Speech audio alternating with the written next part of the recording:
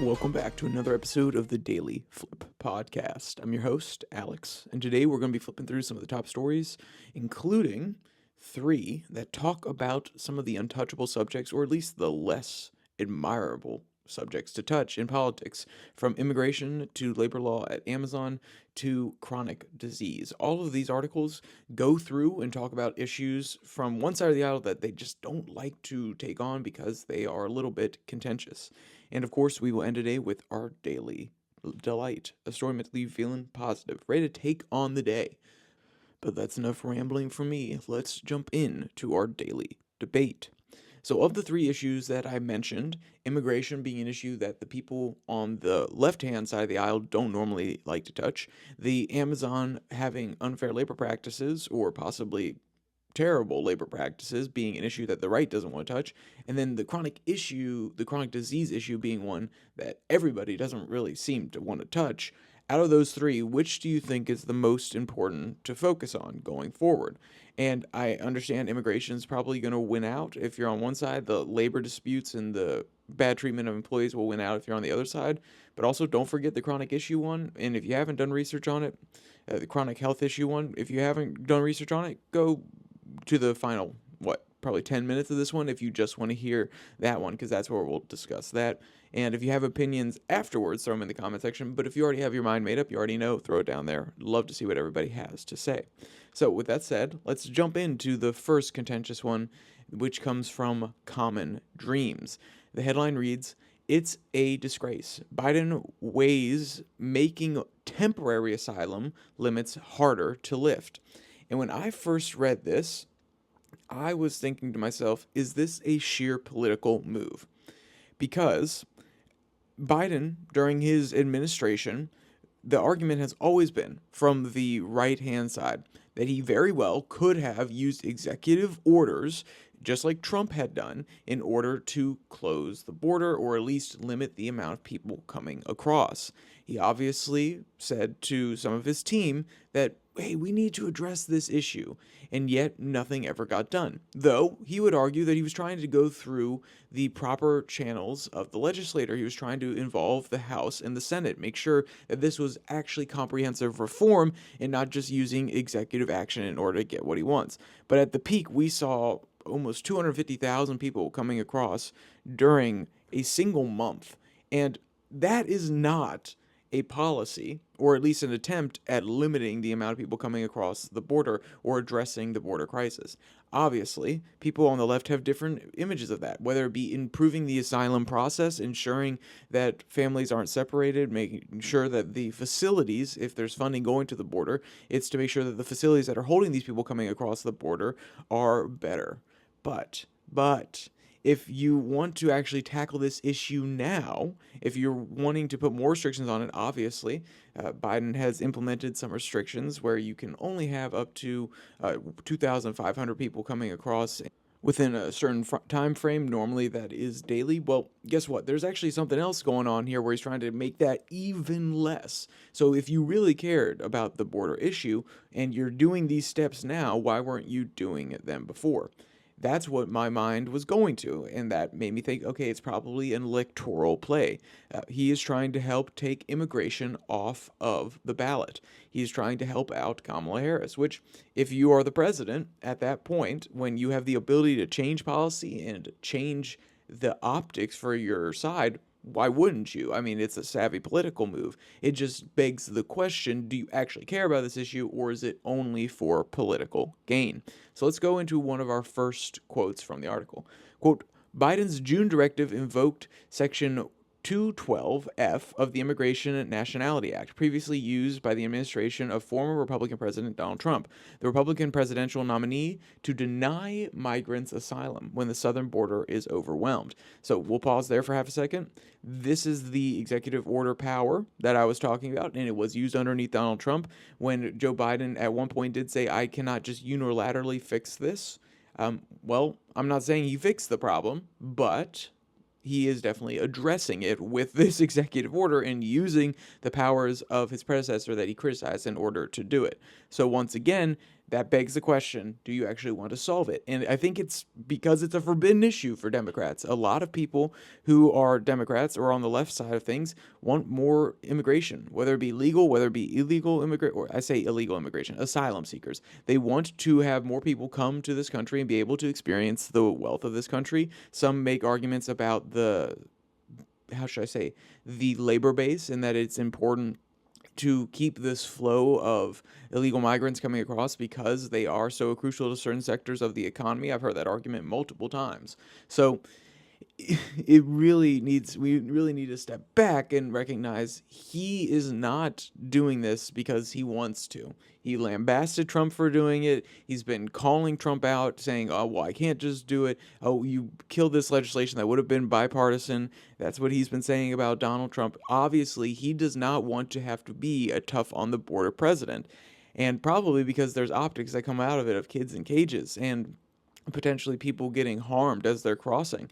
And that does not look good for your administration. That does not settle well, especially with Joe Biden's image of being a kind and caring person that he's tried to develop over the last few years. That does not vibe very well. But also, now that he's not going to get a second term, that he is out of the race, he can kind of do what he wants and actually help out the team without having to worry about the blowback as much hurting him electorally. So let's go into the second half of the quote to describe what the changes might actually be. Quote, the policy shuts down asylum requests when the average number of daily migrants encounters are between the ports of entry hit 2,500. Border entry points may allow migrants to seek asylum when the 7-day average dips below 1,500. The move to make the asylum restrictions semi-permanent will effectively rewrite U.S. asylum law. So this is where Common Dreams is not happy, obviously. This is where they're coming for, if I was a kid, and I take this back, this is me being old now, they're coming for his head top, you know what I mean? They're going at him because they do not like the idea of having this be something that is sticking around longer than just an executive order, aka could be repealed by Kamala Harris or could be repealed by Donald Trump. Then again, if you're, once again, a savvy political actor and you know that you're going to be so let's make a hypothetical where we know Kamala Harris is going to be the next president. She has faith in it and she says, Joe, I don't want to have to take on this issue in the same way. I don't want to have to put my neck out for it. How about you put this into place as a semi-permanent sort of executive order and try to cement it and make some rules and regulations around it, and then I will come in and say, well, hey, my hands are up. I can't do anything. Joe Biden did this. I'm sorry that you don't like it, but I also think that's important for us to recognize that the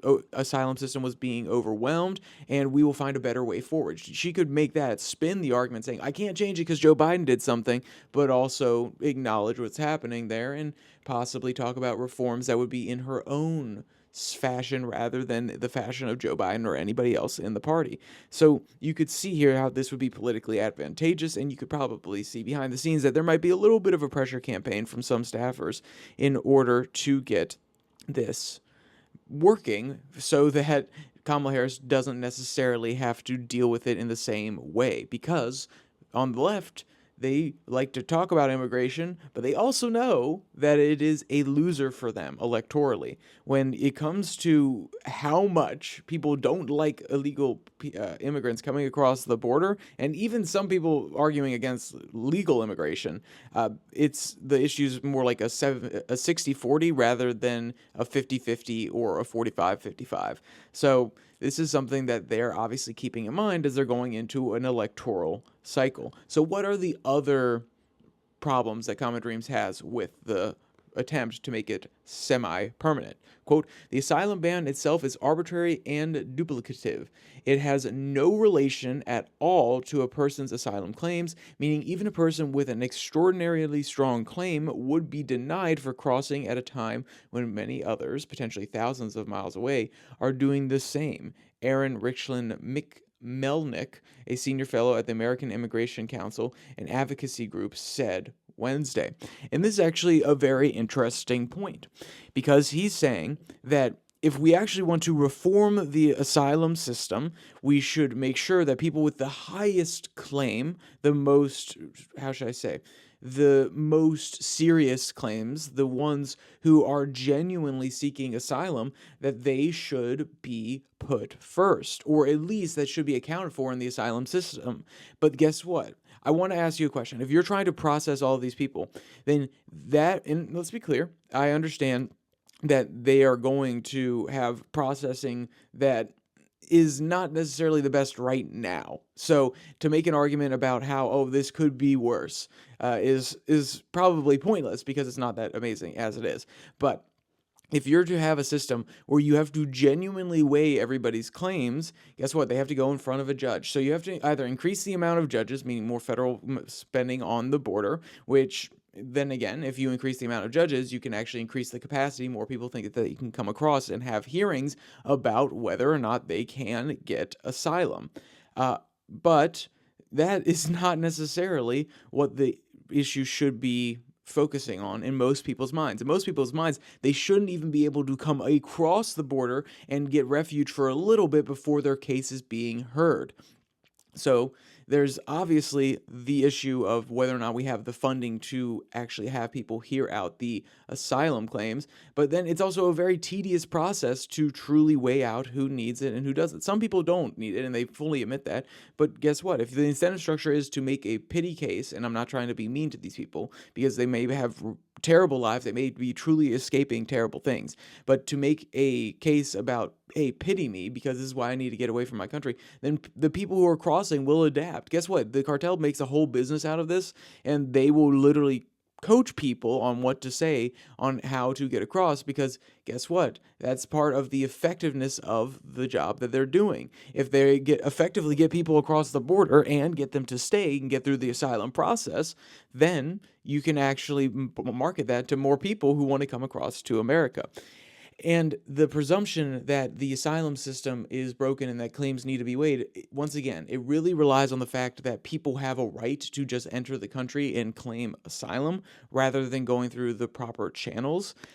That it was an argument that would be absolutely dissected by anybody who does not believe that is the case, who believes that national sovereignty comes first. And at the end of the day, we have no obligation to take in asylum seekers, no matter where they're from, unless they go through the proper ports of, and I say proper ports, not just literally the ports on the ground, but also you can apply for asylum ahead of time. I believe if you call the embassy, or if you go to any embassy within another country, you're more than likely at least going to find somebody who can point you in the right direction. But I'm pretty sure you can directly ask, especially when you're at some of these embassies. And obviously, it is much more complex than that. There is paperwork, there's questions, there's gaining understanding, there's a background check, looking into what's going on. There's a whole bunch of extra stuff that goes into it.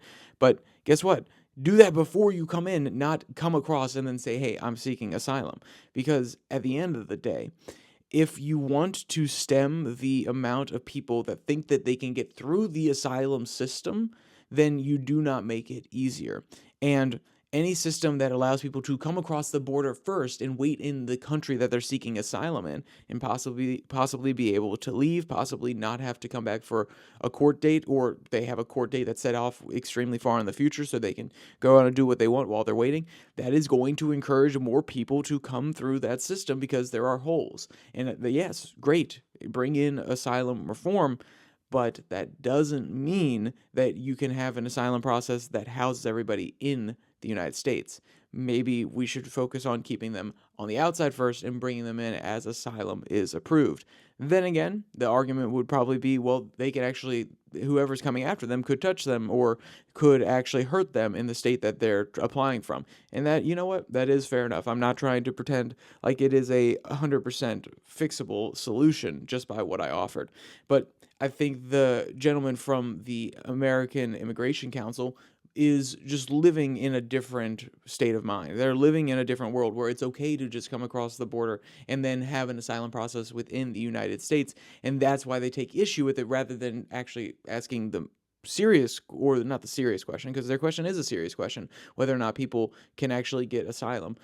But the more important question, which is, should you be doing that from here, or should you be doing that from somewhere else trying to get into here? Because you've already broken a law by crossing our border illegally. So That's just my 2 cents on it. But you can see why it's so contentious, and you can see why it doesn't want to get touched by people on the left side of the aisle. And that's why when Biden does even the smallest thing, this is a small deal. This is not full bipartisan reform that he's backed or anything, and it still gets lots and lots of criticism. So you can see why it's not necessarily the third rail of politics yet, but it is getting there for Democrats.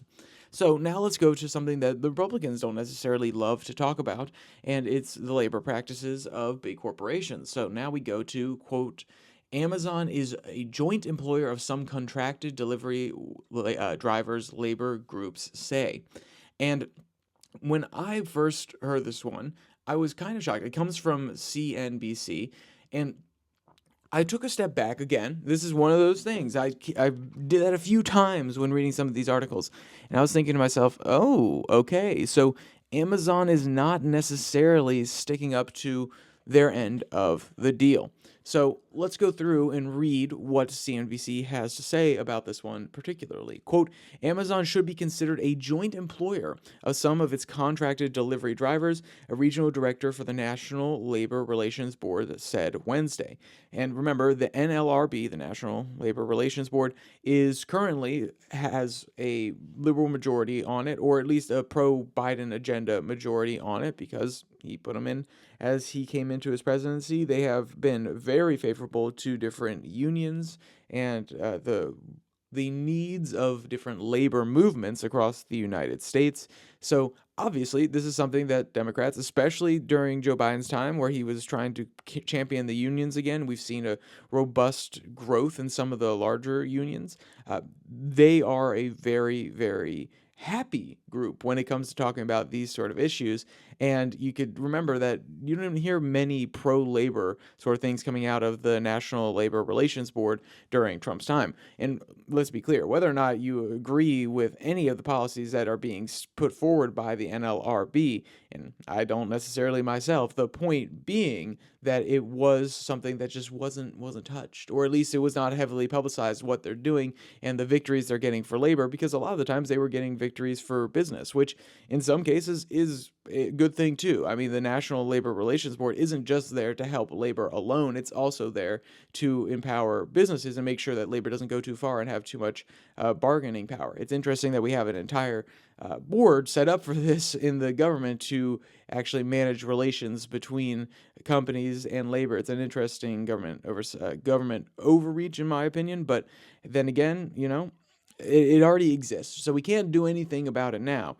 But it's always fascinating to me what is leading the stories. And trust me, Trump got really criticized. His NLRB got very criticized, especially by progressives, for not being on job enough for labor. And now Biden's come in and they are doing what they see is right. Quote, the NLRB was reviewing two unfair labor practice charges filed in January concerning Amazon's treatment of some drivers at an Atlanta warehouse known as DAT6. While Amazon has long hired third-party drivers to handle its swelling number of deliveries, the NLRB's regional director found that Amazon jointly employed drivers at the site who worked for a contractor called MJB Logistics. So this is going to go down the same route as the idea of Uber hiring people and them being independent contractors.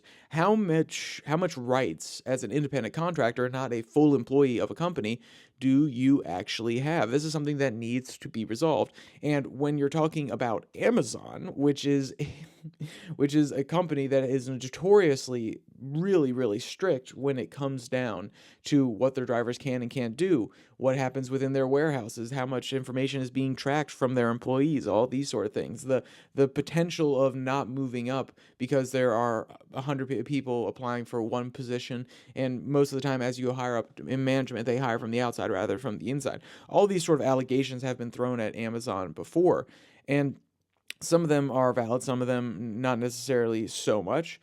But the point being that there are definitely concerns about how tight and strict the practices are. So now the question is, are they actually exporting some of the work to a third party contractor and yet holding them to the same standards? And then possibly is that causing a labor relation, not a labor relations issue? Is that causing a labor issue? And obviously, if it made its way to the NLRB, there is something going on here for sure. Quote, the NLRB's determination could compel Amazon to bargain with employees seeking to unionize. The announcement comes after the NLRB official made a similar ruling last month, finding that Amazon is a joint employer of some subcontracted drivers at its facility in Palmdale, California.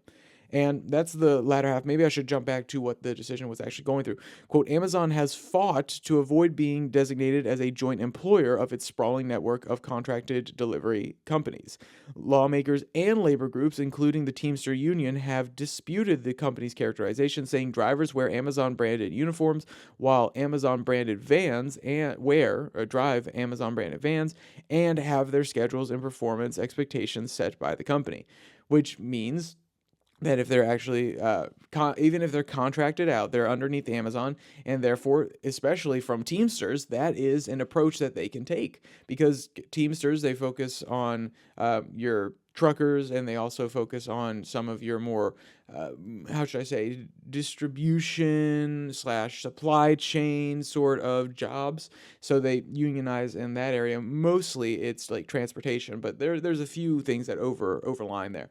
And this is a great opportunity. NLRB's opening up the door, and teams are saying, hey, come on, give it to us, baby. Let's get in there. Let's unionize. And obviously, Amazon is extremely anti-union because it will hurt their profit margins because they already live on low profit margins, especially on some products. I mean, the profit margins are negative until they can actually, get some of the competitors out of the market, and then they'll bring the price back up to normal. So obviously Amazon's profit margins are extremely low. So any disruption, and when I say their profit margins are low, I mean on every single product. Overall, they make a lot of money, and they've gone what? It took them 1, 2, 3. Well, it took them 6 years, if I'm doing the math right. I think it's 7 maybe, that to actually go profitable for the first time. And obviously things have expanded since then, especially with their web services. But on the delivery side, which is what we're focusing on here, their margins are still pretty tight, and they're afraid that unionizing is going to, one, increase the cost overall, but it's also going to lower their ability to fire employees who are not being effective, because they basically have a turnover rate of every 2 or 3 years they offer you a buyout kind of package. And unions, they want pensions for long term. They want to keep their employees there so they have the ability to move up, and there is more direct access into management positions. And Amazon doesn't necessarily want to hire that. Their practices seem to be quite antithetical to that. And this is something that the right doesn't necessarily like to talk about. And it's honestly, it is kind of changing. There is a populist right who does take on big business and have conversations about what they can and can't be asking of their people and the rights that the people have when interacting with companies. There is a new brand of populist right that is willing to take on some of these arguments. But the classical right, I mean, they are big friends of the Chamber of Commerce, and they are not necessarily addressing these sort of issues and taking them on. Now, does that mean that the NLRB is 100% in the right? And, oh, of course not. That's not even close to what I'm trying to imply. But what I'm saying, I'm being realistic, that if there's a possible new alignment coming around, which is the working class voter possibly going towards the MAGA movement, you have to take these sort of things seriously. Because at the end of the day, a lot of those people that you're probably aiming for, especially in the blue wall states, there's a huge conversation about this with a union leader actually coming to the RNC. These are not just concerns that you can just dismiss electorally. Now, does that mean that on a principled level they should? No. But electorally, you cannot ignore these people. And I am sure you're going to see lots of courting from the more populist right of these unions and talking about some of these practices of big corporations who they feel as though are exporting dollars outside the United States. Because that is one thing that you could definitely, I mean, if you're talking about J.D. Vance, he would definitely take that angle, which is these large companies are exporting so much of our wealth outside. They're having their factories in X country do this and Y country do this. We need to keep that money here. And in order to do that, we want to try to work to increase the wages of some of the American employees and make sure that Amazon is treating its employees properly. So more of that wealth stays here and is reinvested in America. You could probably see a populist right argument along those lines and a protectionist argument for economic policy along those lines. But it's still a little bit taboo among the older part of the Republican Party that is still living in, your 2000s, your 2005, your 2008. All right, so let's talk about the one that neither likes to talk about, and this actually comes from the Mises Institute, Mises.org, and I was surprised when I saw this headline, quote, "Why the Political Establishment Won't Touch the Chronic Disease Issue." And you may be thinking, Alex, why were you surprised to see that? I did not think that a Robert F. Kennedy Jr. talking point would be something that a libertarian organization like Mises is talking about. And that's not to say that Robert F. Kennedy Jr. doesn't have some libertarian leanings. There was even an idea there for a little bit that he would court the Libertarian Party. But he is also not necessarily fully aligned with the libertarian issues, especially when it comes to Israel. A lot of libertarians do not like that whatsoever. So I think that when I saw this, I was like, oh, interesting. But then again, just like there are policy positions on every side of the aisle, and when I say every side of the aisle, I mean, I hear something from this party, I'm like, oh, okay, I can vibe with that, or at least I understand the rationale. Yeah, everybody can do that. So obviously the author wanted to hit on this, even though he doesn't necessarily think Mr. Kennedy would be a viable presidential candidate for the Libertarians. So let's go into we're just going to hone in on the paragraph that actually talks about it. Quote, "But when Kennedy got to his third concern, it was striking how absent any discussion of it has been from our hyperactive national discourse. The issue was the scale of chronic disease affecting the American population, and especially American children. Kennedy explicitly called this the most important issue, and as he laid out the scale of the problem, it's easy to see why he feels that way."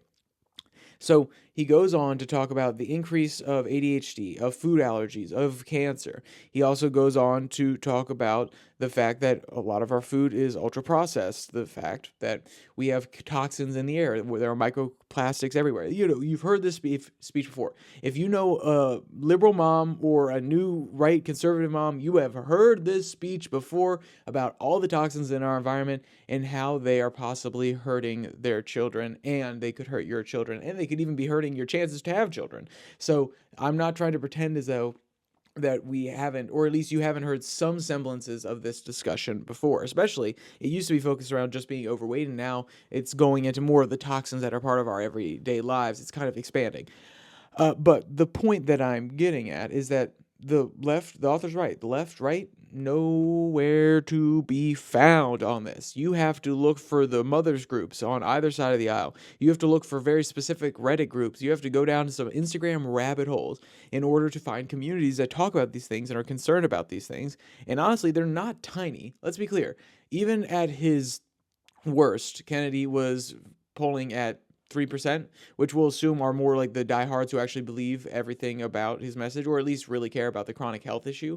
And then at his highest, I believe he was somewhere around, in his polling, it was probably around 10. I think realistically it was somewhere around 7%. And that doesn't mean everybody knows everything about his policy agenda at that point, but they at least like the idea of some of what he's saying. So it's not a small part of the population that actually has concerns about this. Maybe they all take it from different angles, but the fact that neither major political faction is actually discussing this and bringing it up in town halls and addressing the concerns of mothers who worry about their children, or the concerns of people like me who are 25 and worried about whether or not the food I've been consuming my entire life is not necessarily good for me. How do we get clean chicken, clean steak, clean protein, and not necessarily, then again, I do love my plant-based protein. I love my protein cookies, so I can't say too much on this one because that is definitely ultra processed. But the point being that the message definitely resonates to some degree. It has to, otherwise he would not have done as well as he did. And also he would not have been a prized endorsement from Donald Trump, or worth getting off the ballots in multiple states from, both Democrats and Republicans actually tried to do it to him. So this is an issue that they want the voters for it, but they won't necessarily talk about it. It's mainly because of the interaction, or at least the author contends that it's mainly between the interaction between big pharma and the United States government, as well as big agriculture, and how they started the FDA basically through. It's a complicated one.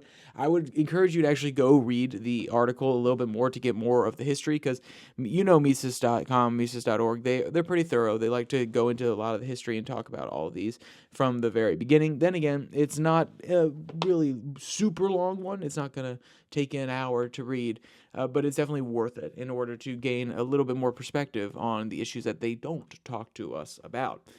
So, with all that, let's go to our daily delight. This one comes from Woo Globe with the headline, Mini Dog Door Helps Adorable Pup Take House Monitoring Duties Seriously. And this video of this guy poking his head out like, whoa, what's going on? What's going on in the neighborhood is absolutely hilarious. If you want to check it out, the link in the description, the link is in the description below that like and subscribe button. Also down there, you can find all of today's articles if you want to go read that Mises one, if you just joined us for the back half of the conversation. Also down there, you can find the podcast on Spotify, Pocket Cast, Podvine, as well as the Twitter handle at Your Daily Flip, where I post a Twitter tirade every Tuesday and Thursday. So, with all that said, there's only one more thing to say. Stay safe, don't die.